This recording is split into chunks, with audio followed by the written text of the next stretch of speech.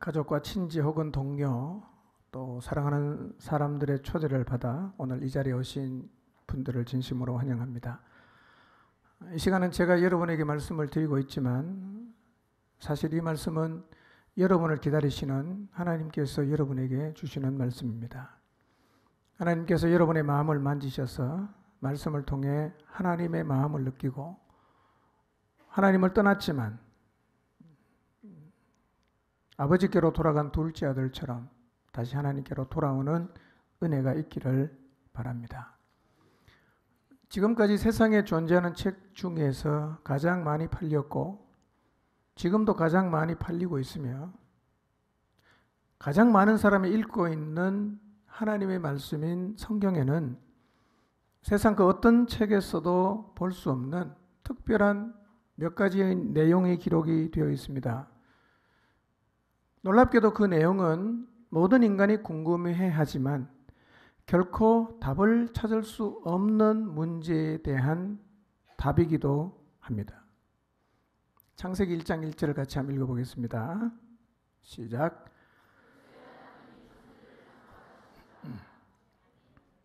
태초에 하나님이 천지를 창조하시니라는 선언은 인간이 지금까지도 풀지 못하고 있는 의문에 대한 명확한 답입니다. 천지, 하늘과 땅이라는 결과물은 존재하고 있습니다. 우리가 느끼고 있고 그 속에서 살아가고 있습니다. 그런데 그것이 어떻게 존재하게 되었는지를 몰라서 우연히 무기물이 존재를 하게 되었고 거기서 우연히 유기물이 생겨났고 또 우연히 빅뱅을 일으켜서 천지가 존재하게 되었을 것이라는 가설을 세워놓고 사람들이 왈가왈부를 하지만 놀랍게도 성경은 이 천지가 어떻게 존재를 하게 되었는지에 대해서 아주 간략하고 명확하게 답을 주고 있습니다. 태초에 하나님이 천지를 창조하시니라.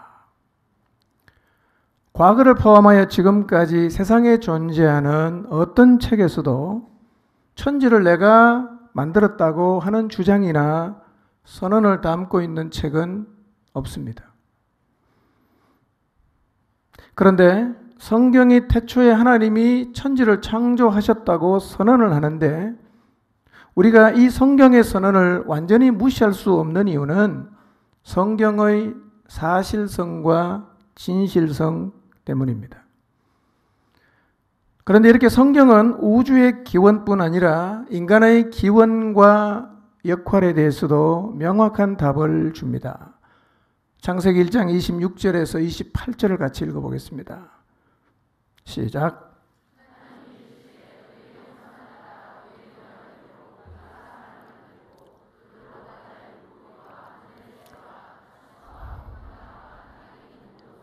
다스리게 하자 하시고 하나님이 자기 형상 곧 하나님의 형상대로 사람을 창조하시되 남자와 여자를 창조하시고 하나님이 그들에게 복을 주시며 하나님이 그들에게 이르시되 생육하고 번성하여 땅에 충만하라 땅을 정복하라 바다의 물고기와 하늘의 새와 땅이 움직이는 모든 생물을 다스리라 하시니라.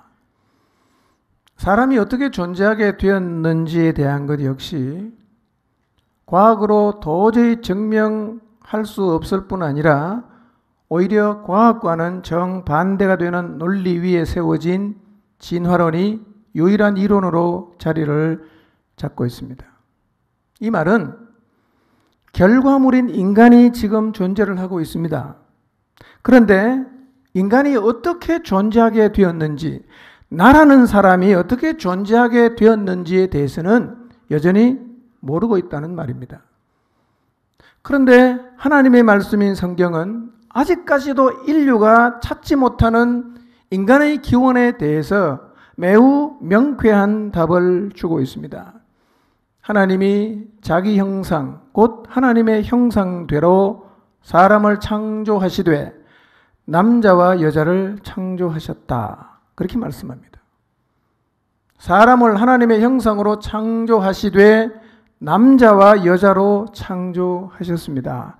그러므로 제3의 성은 존재할 수가 없습니다. 하나님이 처음부터 남자와 여자만 만들었어요. 그리고 사람의 역할은 생육하고 번성하며 세상을 정복하고 세상의 모든 피조물을 다스리는 일이라고 정의하고 있습니다.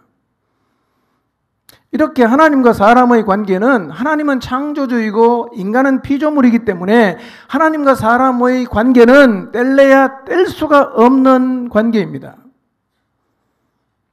하나님이 만든 피조물인 인간은 마땅히 나를 만드신 하나님과의 관계 속에서 살아야 하고 그분에게 순종하며 살아야 합니다. 이것은 너무나 당연한 일이며 이렇게 살 때 비로소 인간답게 살 수가 있습니다. 하나님과의 관계 속에 살아야 우리의 마음속에 안정감이 생깁니다. 삶의 의미를 찾을 수가 있어요. 진정한 행복을 알 수가 있고 누릴 수가 있습니다. 이처럼 인간은 하나님을 기억하고 하나님과의 관계 속에서 살아야 하며, 이 땅에 살고 있는 인간이 하나님을 기억하지 않거나 하나님과의 관계 없이 살아가게 되면 이미 그 자체로 심각한 문제를 안고 있다고 보아야 합니다. 왜냐하면 인간이 하나님과 관계없이 산다는 말의 의미는 자기를 만드신 그분과의 관계를 깨고 살고 있다는 것을 의미하기 때문입니다. 그래서 오늘은 하나님과 인간의 관계가 어떻게 깨졌는지를 오늘 읽은 비유의 말씀을 통해서 확인해 보도록 하겠습니다. 오늘 이 말씀을 통해서 혹시 내가 하나님을 떠났다면 왜 내가 하나님을 떠나갔는지를 깨닫게 되시기를 바랍니다. 누가복음 15장 11절과 12절입니다. 읽겠습니다. 시작.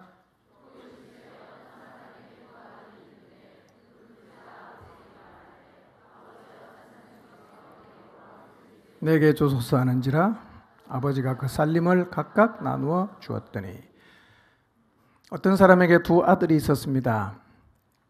그 두 아들 중에 둘째 아들이 부모의 속박에서 벗어나기를 원했습니다.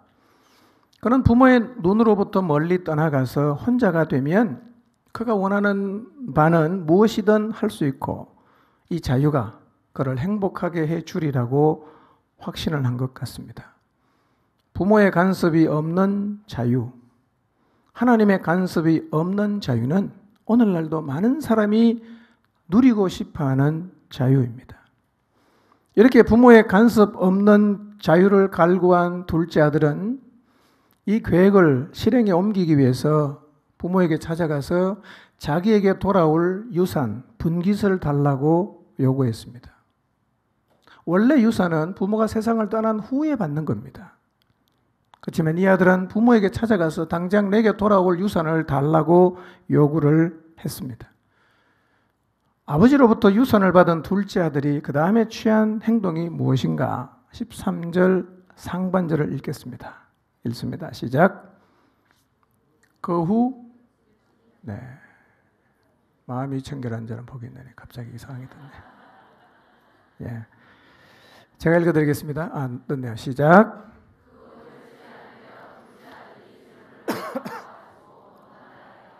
네. 유산을 받은 지 얼마 되지 않아서 아마 부동산을 다 팔아서 현금으로 다 바꾸어 갖고 둘째 아들은 먼 나라로 갔습니다. 아주 신이 나서 아버지를 보지 않아도 되고 아버지의 간섭을 받지 않아도 되는 아주 먼 나라로 갔습니다. 그의 마음에는 이제 누구의 구속도 받지 않고 자기가 가진 이 많은 재물을 가지고 자유로운 인생을 살아갈 것에 대한 기대가 가득합니다. 이렇게 둘째 아들처럼 아버지를 떠나 먼 나라로 간 것, 이것이 바로 인간의 문제입니다. 지금도 자기 자신을 창조하신 하나님이 전혀 생각나지 않는 아주 먼 곳으로 가서 하나님의 간섭이 없이 살아가고 있는 사람들이 많이 있습니다. 사실 하나님은 어디에나 계시기 때문에 인간이 이 땅에 사는 한에는 하나님을 떠나갈 수는 없습니다.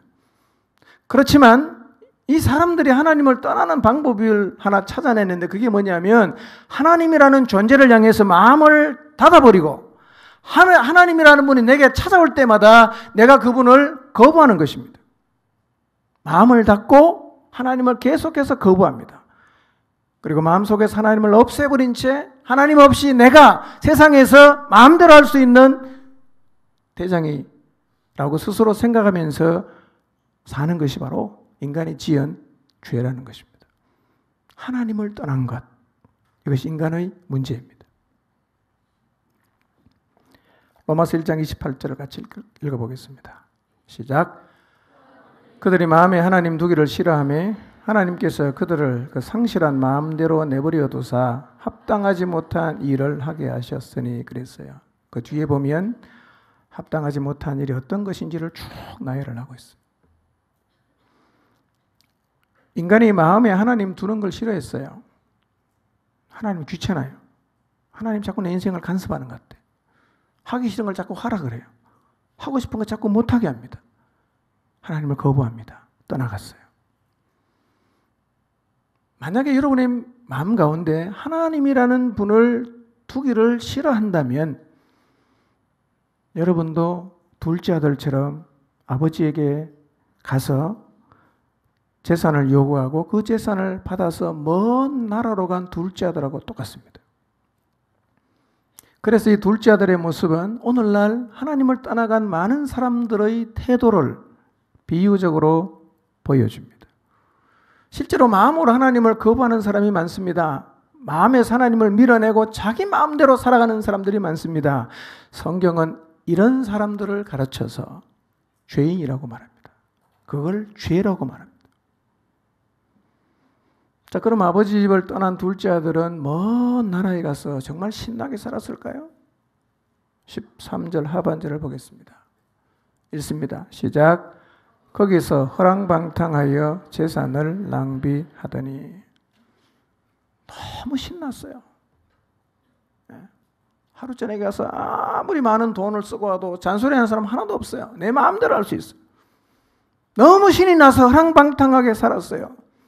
이 둘째 아들이 조금만 생각이 있었다면 만일의 경우를 대비해서 집으로 돌아갈 수 있는 최소한의 돈은 남겨두고 사용했을 텐데 이 둘째 아들은 한 푼도 남겨두지 않고 진짜 아무 생각 없이 모든 재산을 다 탕진하고 말았습니다.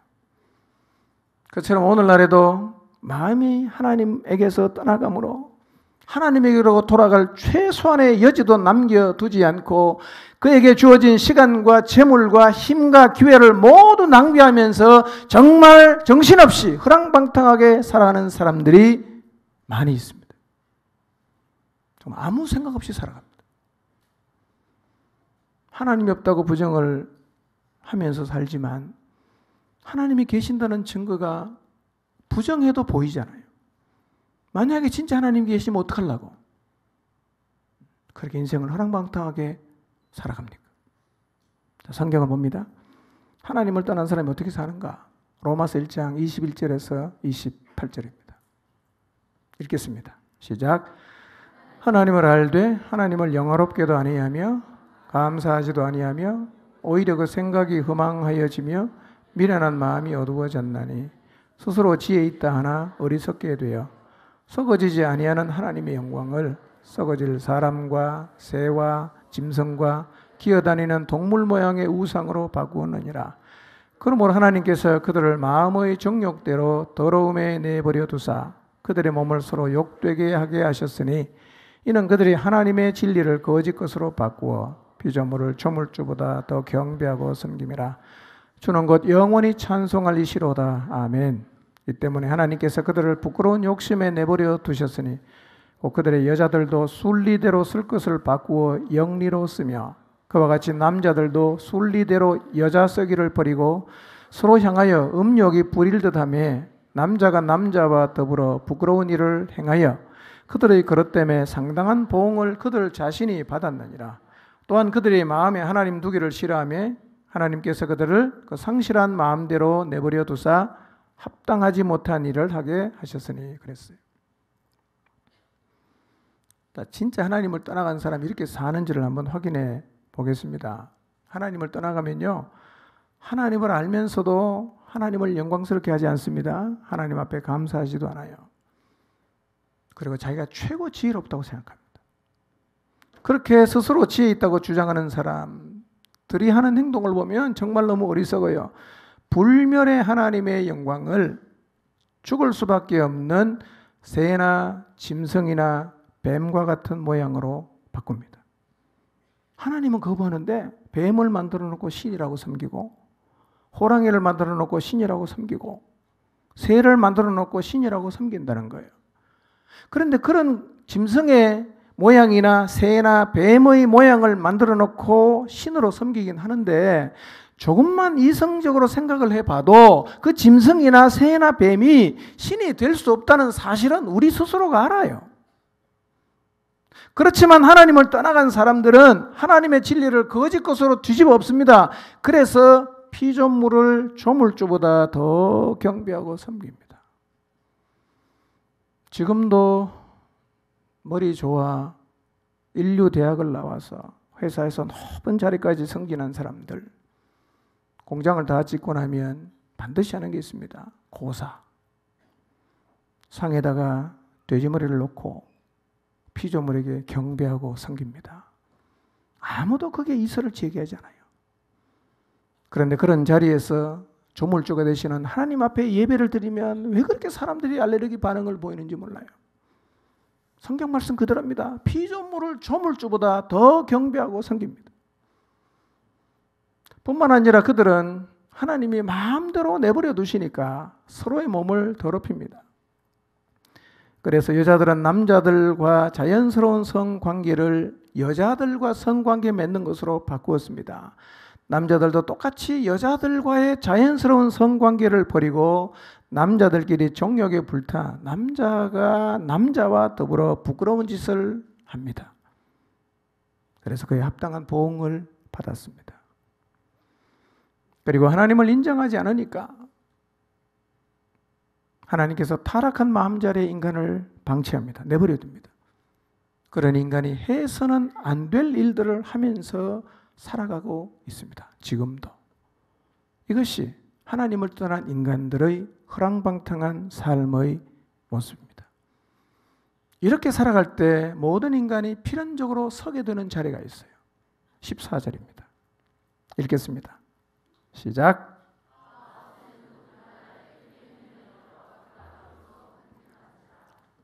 이렇게 허랑방탕한 삶을 살 때 반드시 서는 자리가 어디냐면 궁핍의 자리입니다. 허랑방탕한 삶을 살면 반드시 궁핍한 자리에 서게 되어 있습니다. 그런데 둘째 아들만 궁핍의 자리에 선 게 아니라 하나님을 떠난 인생도 이런 자리에 서게 됩니다. 그런데 하나님을 떠난 인간이 서는 궁핍은 재물의 궁핍도 있지만 사실은 마음의 궁핍입니다. 그래서 하나님을 떠난 사람이 서게 되는 궁핍의 자리가 뭐냐? 마음이 피폐해집니다. 마음이 허해집니다. 그래서 하나님을 떠난 사람의 마음에는 늘 번민과 갈등과 고뇌가 있습니다. 평강이 없습니다. 쉼이 없습니다.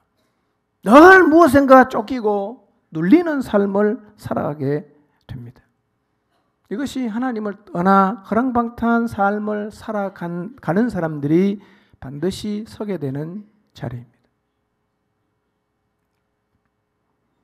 고통스럽죠. 이런 삶이. 그런데 그 궁핍의 순간을 둘째 아들은 이렇게 보냈어요. 15절에서 17절 말씀을 봅니다. 읽습니다. 시작.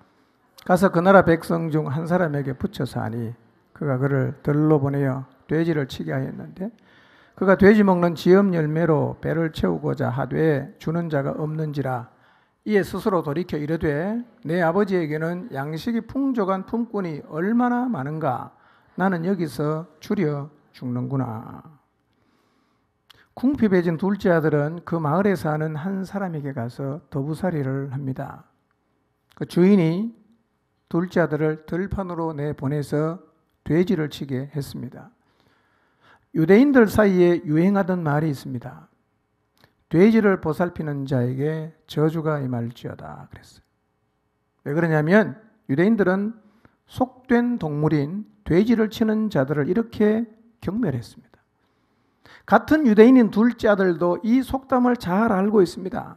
그런데도 어쩔 수 없이 지금 들판에 나가서 돼지를 보살필 수밖에 없는 상황이 되었습니다. 이 말은 둘째 아들의 처지가 지금 찬밥, 더운 밥을 가릴 여유가 없을 정도로 매우 다급해졌다는 말입니다. 그런데 이 둘째 아들의 처지가 얼마나 다급한지를 보여주는 또 하나의 이야기가 있는데, 그것은 둘째 아들이 돼지는 돌보는 일도 유대인으로서는 굉장히 경멸을 느끼는 일인데, 이 둘째 아들은 지금 돼지가 먹는 그 쥐염 열매라도 먹어서 배를 채우고 싶어 했다는 것입니다. 그만큼 바닥까지 내려갔어요. 그 자리에 섰을 때 이 둘째 아들이 비로소 제정신이 듭니다. 그래서 그는 혼자서 독백하듯이 말합니다.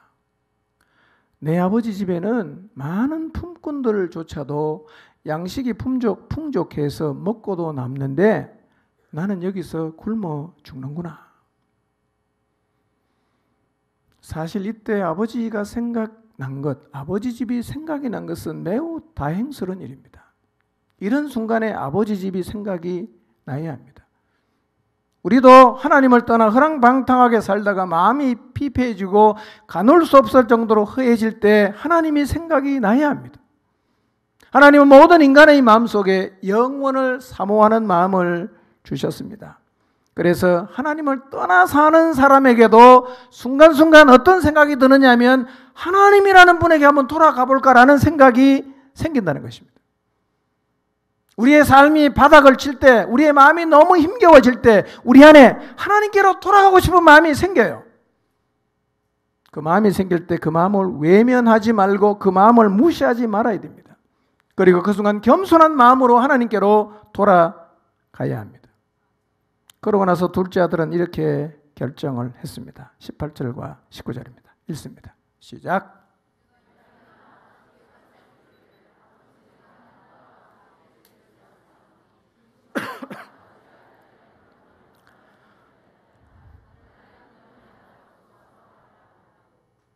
감당할 수 없는 궁핍한 상황이 둘째 아들의 마음을 아버지 집으로 돌려놓았고 그는 결국 아버지 집으로 돌아가겠다고 결심을 합니다. 돼지를 치면서 내가 아버지를 만나면 어떤 말을 해야 될까 고민을 합니다. 어떤 말을 할까? 그러다가 그는 최종적으로 아버지에게 가서 드릴 말씀을 이렇게 정리를 했습니다. 아버지, 내가 하늘과 아버지께 죄를 지었습니다. 그래서 지금부터는 아버지의 아들이라 일컬음을 제가 감당하지 못하겠습니다.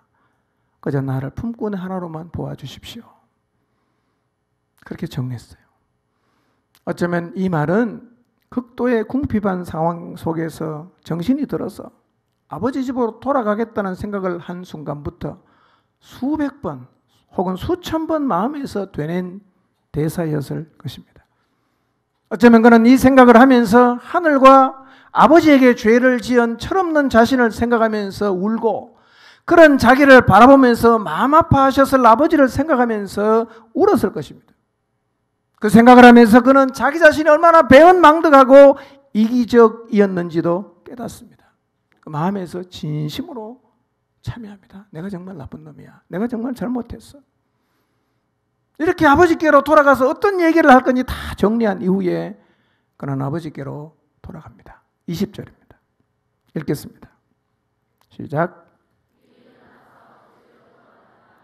아직도 거리가 먼데 아버지가 그를 보고 측은히 여겨 달려가 목을 안고 입을 맞추니 정신을 차리고 나니까 자기가 얼마나 잘못했는지를 깨닫게 됐습니다. 그래서 아버지 집으로 돌아가는데 놀라운 일이 벌어져요. 아직도 집에 가려면 한참 가야 되는데 거리가 먼데 아버지가 그를 기다리고 있어요. 이것은 필시 아버지가 그 아들이 돌아오기를 계속 기다리면서 지켜보고 있었다는 말입니다. 아버지는 둘째 아들이 집을 떠난 날부터 매일 그렇게 그 자리에 나와서 아들이 혹시나 돌아오지 않을까 기다리셨을 것입니다. 그렇지 않다면 그날 그 아버지가 멀리서 오는 아들을 볼 수가 없었을 것입니다. 기다리시는 거예요. 배은망덕하게 나를 창조하신 하나님 없다고 말하고 필요 없다고 말하고 마음에서 거부하고 떠나갔지만 우리 하나님도 지금도 계속해서 기다리고 있어요. 언제 돌아오려나. 그리고 아버지가 어떻게 하셨나요? 20절에 보니까 아버지가 그를 보고 측은히 여겼다. 거리가 멀 때부터 초췌한 몰골을 가지고 돌아오는 아들을 바라본 아버지. 아들이 가까이 오면 올수록 점점 그 모습이 비참하다는 사실을 확인합니다. 아버지는 아들을 불쌍히 여깁니다. 이 말은요, 아들이 돌아온 것을 가장 선의의 의미로 이 아들이 회개하고 돌아왔구나 그렇게 생각을 했다는 것입니다. 그리고 아버지가 아들을 측은히 여겼다는 말은 자기 재산 다 가지고 탕진해 버린 아들이지만 여전히 사랑하고 있다는 말입니다. 이것이 아버지의 사랑이요, 이것이 하나님의 사랑입니다. 측은히 여긴다면 어떻게 합니까? 달려갑니다. 달려가요. 이 아버지가 젊었을 리가 만무하지요. 근데 아버지는 달려가는 거예요. 그 지역에서는 일반적으로 나이가 든 사람이 달리는 것은 품위 있는 행동으로 여기지 않았습니다. 그러나 아버지는 달려갔어요. 무엇보다도 돌아온 아들을 향해 아버지가 달리는 것을 막을 수가 없었어요. 측은히 여깁니다. 막 달려갑니다. 드디어 아들을 만났어요. 그리고 어떻게 합니까? 목을 안았다 그랬어요. 목을 안았다. 지금은 하지 마시고 집에 가서 목을 안아도 괜찮은 사람의 목을 한번 안아보세요. 이것은요, 매우 격렬하게 안았다는 말입니다. 우리 그냥 안으면 목은 끼얹지 않아요. 등만 이렇게 툭툭 두드리죠. 목을 끼얹는 이 장면을 상상해 보세요. 매우 격렬하게 끌어안았다는 얘기입니다. 아버지가 둘째 아들을 그렇게 끼얹었어요. 이 사실은 아버지의 마음이 이미 아들을 향해서 아무런 꺼림이 없고 아들의 모든 죄를 용서했다는 의미입니다. 그 다음에 어떻게 합니까? 입을 맞춥니다. 목을 껴안고 입을 맞춰요.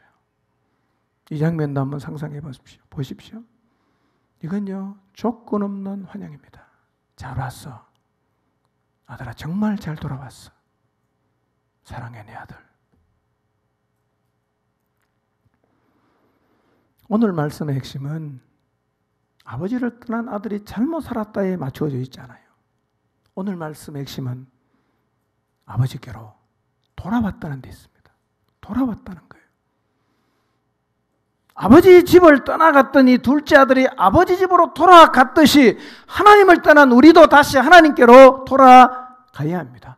우리도 하나님께로 돌아가면 이 아들이 경험한 모든 것을 경험할 수 있어요. 나를 기다리셨던 하나님, 그리고 배은망덕하고 이기적인 나를 측은히 여기고 받아주시는 하나님, 채통을 내려놓고 나에게 달려와서 맞이해 주시는 하나님, 더럽고 추한 나에게 다가오셔서 목을 끌어안고 입을 맞추시며 격렬하게 환영해 주시는 하나님을 경험하게 될 것입니다.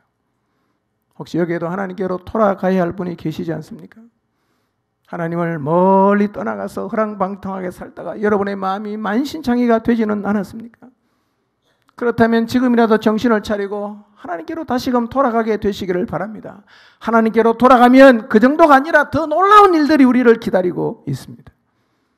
21절에서 24절을 보겠습니다. 읽겠습니다. 시작.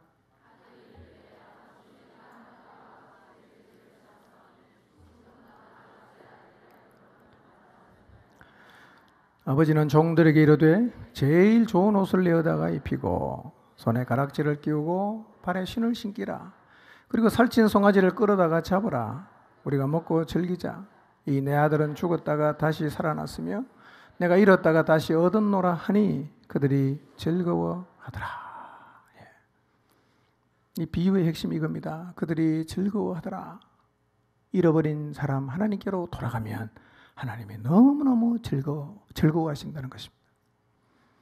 앞의 장면을 기억하시죠? 아들이 아버지께로 돌아가기로 마음의 결정을 했습니다. 내가 아버지한테 무슨 말을 하지? 수십 번, 수백 번, 수천 번 되뇌이면서 아버지에게 가면 내가 꼭 드릴 말씀을 정리를 했어요. 그 얘기를 하는 거예요. 21절에 그러죠.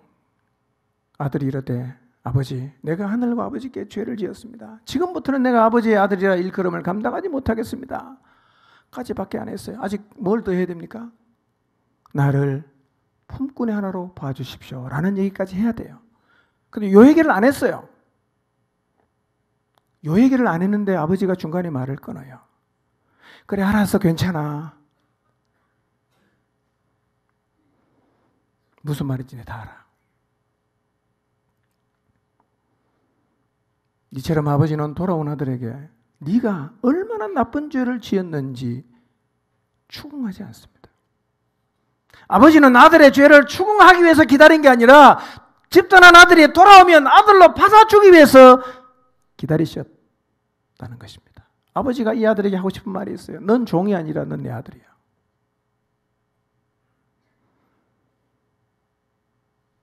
그러므로 둘째 아들이 최고로 잘한 일이 있다면 아버지께 돌아간 거예요. 그 제일 잘한 일입니다. 하나님을 떠나 살아가는 인생이 제일 잘하는 일이 뭐냐? 하나님께로 돌아가는 것입니다. 우리가 하나님께로 돌아가면 하나님은 우리를 아들로 대우하십니다. 여러분 걱정하지 마세요. 절대로 하나님이 여러분이 하나님께로 돌아가면 너 왜 그따위로 살았으라고 여러분의 살아온 삶을 추궁하지 않습니다. 여러분의 죄를 추궁하지 않아요. 하나님은 지금도 우리가 돌아오기를 기다립니다. 이유가 뭐냐? 아들로 받아주려고. 아들로 받아주려고. 만약에 궁핍한 삶을 살면서도 하나님께로 돌아가지 않고 있다면 이제라도 하나님께로 돌아가시기를 바랍니다. 아버지가 종들에게 지시합니다. 아들의 신분을 나타내는 제일 좋은 옷을 입혀라. 손에는 권위를 상징하는 가락지를 끼워라. 종이 아니니까 너 신발 신어라. 발에 신발을 신깁니다. 그리고 귀한 손님이나 특별한 경우에 잡는 살찐 송아지도 잡겠습니다. 그리고 아들이 돌아옴으로 그 집에 기쁨에 넘치는 잔치가 벌어졌습니다. 이걸 보고 우리는 대박이라 그러죠. 대박. 여러분, 우리의 인생이 하나님께로 돌아가면 이처럼 대박이 일어납니다. 하나님께로 돌아가십시오. 그런데 하나님께로 돌아간다는 것은 하나님을 떠나 산 내가 하나님을 떠나서 허랑방탕하는 삶을 청산하고 하나님께로 돌아간다는 말이야. 의미는 내가 이제 돌아가야지라고 내 머릿속에 어떤 생각, 한 관념으로 끝나질 않아요. 하나님께 돌아가면 실제로 우리의 삶 속에 많은 일들이 벌어집니다. 둘째 아들이 아버지께로 돌아갔을 때 아버지로부터 적은 일경을 받습니다. 환영을 받습니다. 그리고 아버지는 제일 좋은 옷을 입힙니다. 손에 가락지를 끼웁니다. 발에 신발을 신깁니다. 살찐 송아지를 잡음으로 그를 종이 아니라 아들로 대우하셨어요. 우리도 하나님께로 돌아가면 이와 유사한, 아니 이보다 훨씬 대단한 경험을 하게 됩니다. 우리가 하나님께로 돌아가면 어떤 경험을 하게 될까요? 너무 많이 있지만 한 5가지만 제가 간단하게 말씀드리겠습니다. 하나님께로 돌아가면 어떤 일이 벌어지는가? 첫째, 마음의 쉼을 경험하게 됩니다. 마음이 쉬지 못하는 사람이 많이 있습니다. 남편 때문에, 아내 때문에, 부모 때문에, 자식 때문에, 자기가 지은 죄 때문에, 자기가 저질러 온 일 때문에, 괴롭히는 주변 사람 때문에, 벗어날 수 없는 환경 때문에 인생을 고통하며 사는 사람이 너무 많습니다. 피할 수가 없어요. 벗어날 수가 없습니다. 세상 어디를 가도 마음이 쉴 곳을 찾을 수가 없습니다. 그런데요, 하나님께로 돌아가면 마음이 쉴 수가 있습니다. 마음이 쉬어져요. 성경을 보겠습니다. 마태복음 11장 28절에서 30절입니다. 읽겠습니다. 시작.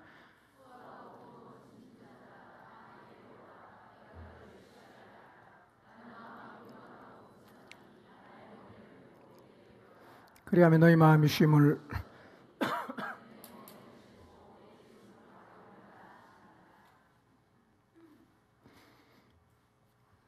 주님께서 말씀하셨습니다. 수고하고 무거운 짐진 자들아 다 내게로 와라. 내가 너희를 쉬게 하겠다. 수고하고 무거운 짐진 자들을 주님이 초대하십니다. 여기서 수고라는 말은 코피아우라는 말인데요. 수고하다, 피곤하여 지치다 그런 뜻이 있어요. 여러분 삶이 너무 힘겨워서 피곤하여 지쳐 있습니까? 그리고 여러분의 두 어깨 위에 삶의 모든 짐이 올려져 있습니까? 문제는 이런 삶의 피곤함과 우리의 양 어깨를 짓누르는 이 무거운 짐은 내려놓고 싶다고 내려지지 않는다는 거예요. 그래서 삶이 지치고 곤고해지는 것입니다. 여러분 감당할 수 없는 삶의 짐이 있습니까? 마음을 너무 지치게 하긴 하는데 그 사람과 환경을 벗어날 수 없는 자리에 서 계시진 않습니까? 그런데 하나님께로 돌아오면 삶의 피곤함과 무거운 짐이 가벼워지고 마음이 쉬어지는 경험을 하게 됩니다. 정말이에요. 하나님께로 돌아가 보세요. 마음이 쉬어집니다. 설명은 다 못하는데요. 30절에 보니까 이는 내 멍에는 쉽고 내 짐은 가볍다 그랬거든요. 주님께로 다시 돌아오면 멍에가 쉬워져요. 희한하게 쉬워요. 그리고 짐이 그렇게 양어깨를 눌른 무거운 짐이었는데 하나도 무겁질 않아요. 이는 내 멍에는 쉽고 내 짐은 가볍다. 이 놀라운 일이 아버지께로 돌아가면 우리의 삶 속에서 일어납니다. 이것이 주님을 만날 때 하나님께로 돌아갈 때 우리의 삶에서 일어나는 일이에요. 두 번째 이런 일도 일어납니다. 치유의 역사를 경험합니다. 마태복음 9장 35절입니다. 읽겠습니다. 시작. 모든 도시와 마을에 두루다니사 그들의 회당에서 가르치시며 전국 복음을 전파하시며 모든 병과 약한 것을 고치시니라. 예수님께서 땅에 계실 때 주로 하신 일이 뭐냐면 가르치는 일입니다. 전파하는 일이었어요. 그리고 병과 약한 것을 고치는 일을 주님이 많이 하셨습니다. 오늘날도 주님에게로 가면 이런 유사한 일들이 일어납니다. 주님의 앞에 나와서 병고침을 받은 사례는 너무 많지만 하나만 간단히 소개하겠습니다. 누가복음 8장 43절과 44절입니다. 읽겠습니다. 시작.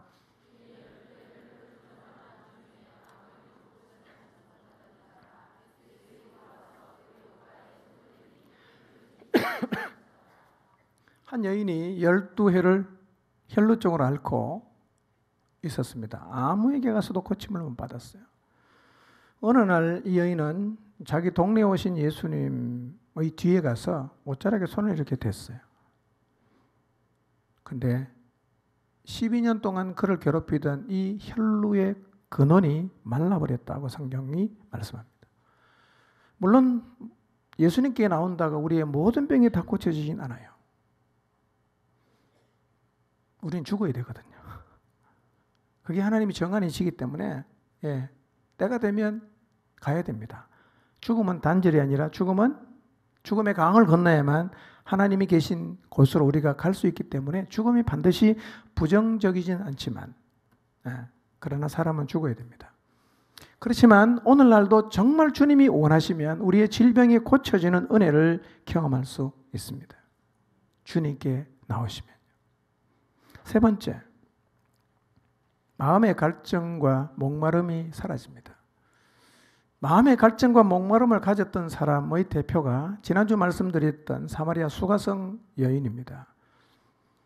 이 여인은 지독한 이 마음의 갈증을 갖고 있습니다. 세상을 너무 목말라 했어요. 그래서 이 마음의 갈증을 해소하기 위해서 남편을 막 찾아 헤맵니다. 그 남편만 제대로 만나면 이 마음의 갈증이 해소가 되리라고 생각을 했겠죠.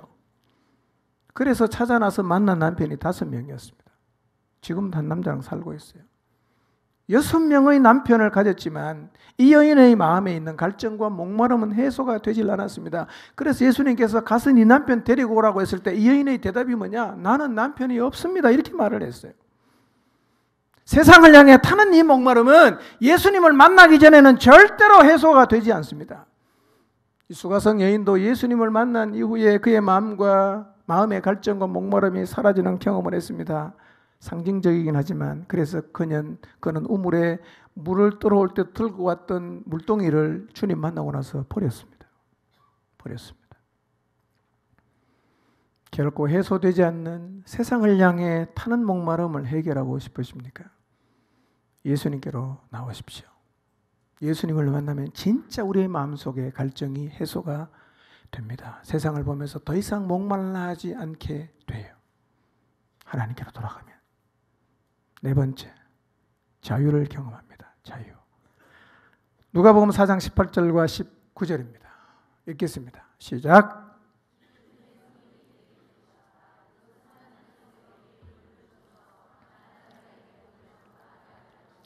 포로들에게 자유를 선포하고 못 보는 자들에게 다시 볼 수 있음을 선포하고 억눌린 사람들에게 해방을 선포하려고 나를 보내셨다. 주님의 은혜의 해를 선포하라고 하셨다. 하나님을 떠나면 자유할 줄 알았지만 하나님을 떠나가서 오히려 자유를 잃어버리고 억눌려 사는 사람이 너무 많습니다. 여러분, 진정한 자유는요, 하고 싶은 것을 마음대로 하는 게 자유가 아닙니다. 그것은 어떻게 보면 자유가 아니라 방종입니다. 진짜 자유가 뭐냐? 안 해야 되는 것을 안 할 수 있는 게 자유입니다. 이 자유는 아무나 가질 수 없어요. 하나님을 떠난 사람은 절대로 소유할 수 없는 자유입니다. 안 해야 되는 것을 안 할 수 있는 자유. 이게 진짜 자유예요. 그런데 하나님을 떠나가면 이런 자유를 다 잃어버리죠. 자유를 잃어버리고 방종하며 살다 보면 결국은 다 우리의 삶이 어디엔가 묶이는 거예요. 중독이 되고. 그런데 예수님은 포로들에게 자유를 주시고 못 보는 자들은 다시 보게 하시고 억눌린 사람들에게는 해방을 주시기 위해서 오셨다 그랬어요. 여러분, 벗어나고 싶지만 벗어나지 못하는 자리에서 자유하고 싶습니까?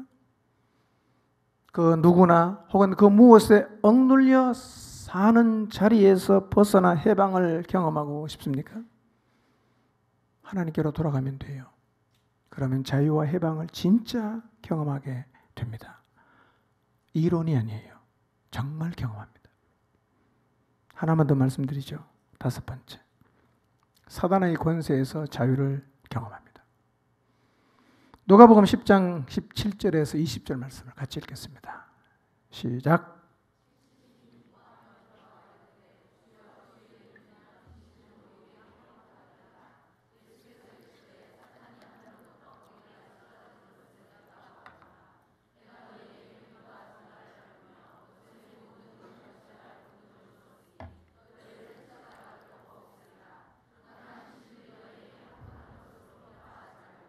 너희 이름이 하늘에 기록된 것으로 기뻐하라 하시니라. 귀신은 아주 악한 존재입니다. 인간을 파멸로 끌고 가는 존재입니다. 근데 요즘 드라마에서는 귀신의 역사를 아주 많이 부각을 시키죠. 아주 친근하게 묘사합니다. 친구로 지낼 수 있는 것처럼 묘사합니다. 새빨간 거짓말입니다. 귀신은 절대로 그런 존재가 아닙니다. 귀신은 사람을 속입니다. 결국은 불행하게 합니다. 결국은 파멸로 다 끌고 갑니다. 그래서 귀신에게 사로잡히면 보십시오. 다 불행해집니다. 우울해집니다. 어두워집니다. 저는 점집을 안 가봤는데 점집은 틀림없이 요 분위기입니다. 우울하고 어둡습니다. 맞죠? 네. 왜냐하면 귀신의 속성 자체가 어둠이에요. 어둠. 네. 교회 오면 밝지요. 왜 그런지 아십니까? 하나님은 속성 자체가 빛입니다. 빛.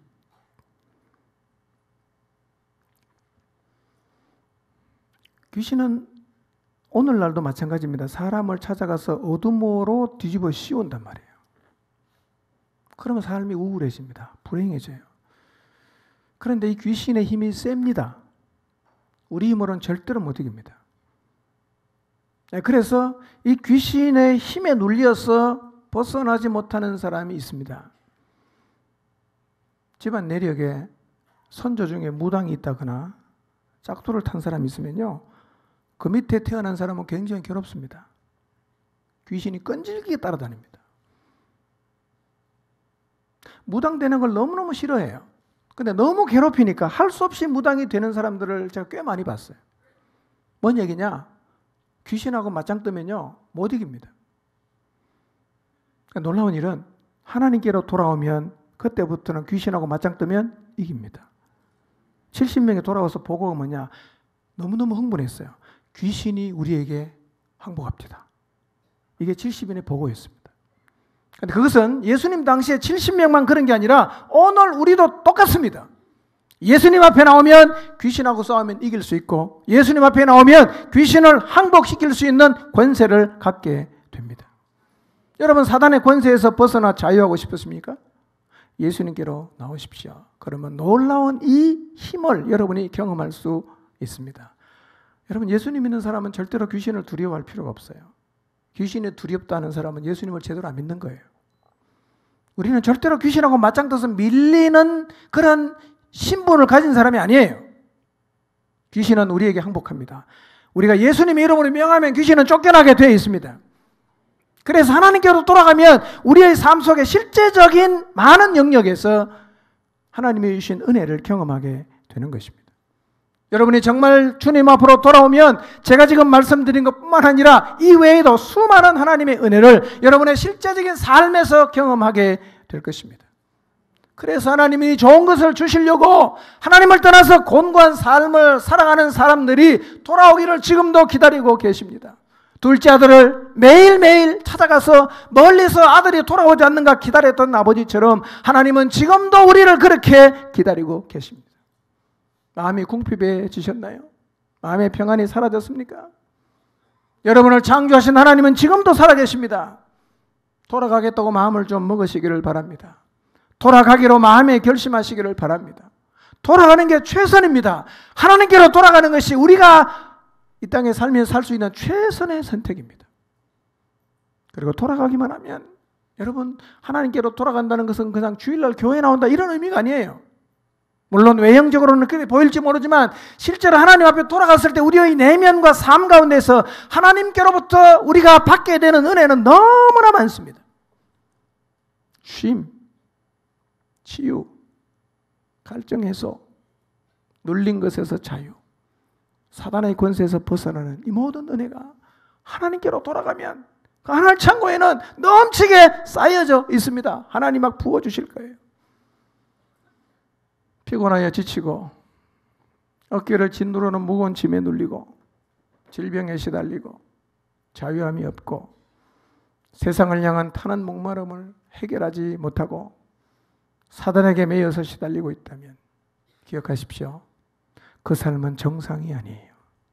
하나님은 우리가 그렇게 살기를 원하지 않습니다. 그러므로 내 삶의 형편이 그러하다면 정상이 아니라는 사실을 인식하시고 정신을 차리시기를 바랍니다. 그리고 지금도 나를 기다리시는 창조주, 살아계신 그 하나님께로 돌아가기로 결심하시고 둘째 아들처럼 하나님 아버지께로 돌아가므로 우리를 위해서 준비해 놓으신 그 놀라운 은혜를 여러분 모두도 누리게 되시기를, 이 은혜의 자리에 서게 되시기를 주님의 이름으로 축원합니다. 기도하겠습니다.